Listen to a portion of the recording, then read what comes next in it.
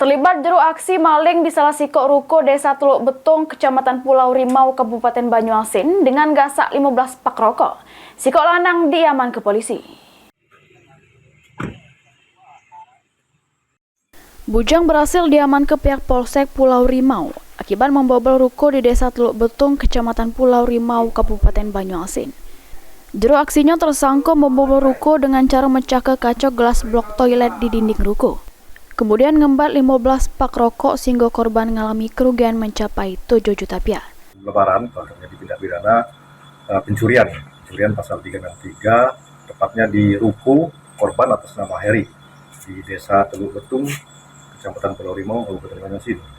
Pelaku masuk ke dalam ruko dengan cara memecahkan gelas blok kaca di samping ruko. Kemudian pelaku masuk ke dalam ruko dan mengambil rokok sebanyak 10 pak rokok isi dan 5 pak rokok sampul.